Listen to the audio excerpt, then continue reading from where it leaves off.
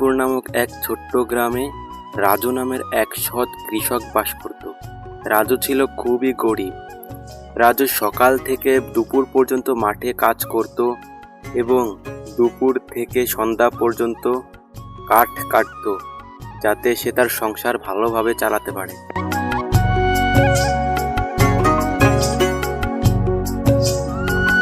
আজ অনেকটাই দেরি হয়ে গেল বাড়ি ফিরতে ফিরতে। তাড়াতাড়ি বাড়ি যেতে হবে। বাড়িতে গিয়ে আবার জঙ্গলেও যেতে হবে কাঠ কাটতে, না হলে তো সংসার চলবে না। যাই, তাড়াতাড়ি বাড়ির দিকে যাই। তারপর রাজু বাড়ির দিকে যেতে শুরু করে।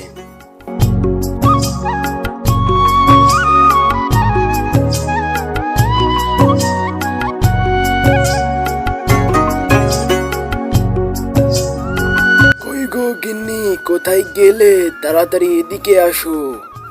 কি হয়েছে? কি এভাবে ডাক পারছো কেন? আসছি তো, বলো কি হয়েছে, বলো। আরে রাগ করো না, তাড়াতাড়ি আমাকে কিছু খেতে দাও। খাবার খেয়ে আবার জঙ্গলে যেতে হবে কাঠ কাটতে, না হলে তো আজ চাল আনতে পারবো না। আচ্ছা, হাত মুখ ধুয়ে বসো, আমি খাবার বেড়ে দিচ্ছি। তারপর রাজু খাওয়া দাওয়া শেষে হাতে কোড়াল নিয়ে জঙ্গলের দিকে যেতে শুরু করে। কিছুক্ষণ যাওয়ার পর রাজু সামনে এক হুজুরকে দেখতে পায়। রামু ওই হুজুরকে বলে, আরে হুজুর, আপনি আমার পথ আটকে কেন দাঁড়িয়ে আছেন? কি হয়েছে আপনার? কিছু হয়নি বৎস আমার, আমি তোকে সাহায্য করতে চাই। আমি জানি তুই অনেক গরিব, তাই আমি তোকে সাহায্য করব। আপনি আমাকে কিভাবে সাহায্য করবেন হুজুর? এই নে, এটা হচ্ছে আমের চারা। এটা তুই তোর বাড়ির উঠানে গিয়ে লাগিয়ে দিবি।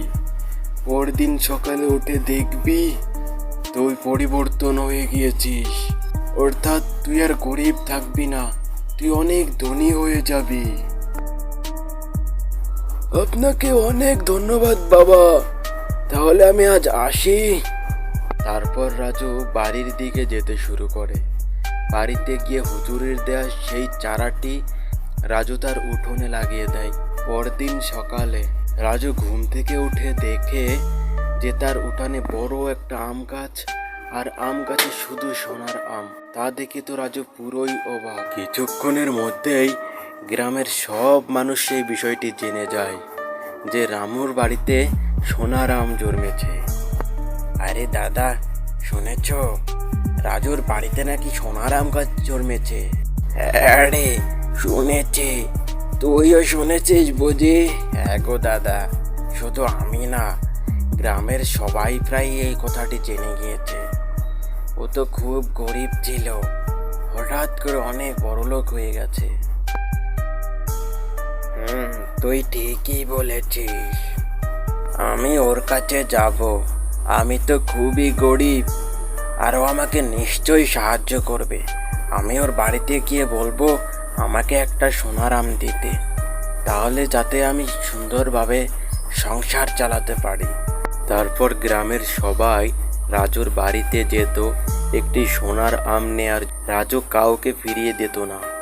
যাকেই দেখতো একটু গরিব, তাকেই একটা করে সোনার আম দিতে থাকে এবং রাজুর আম গাছের আমও আরো বেশি ফলতে থাকে।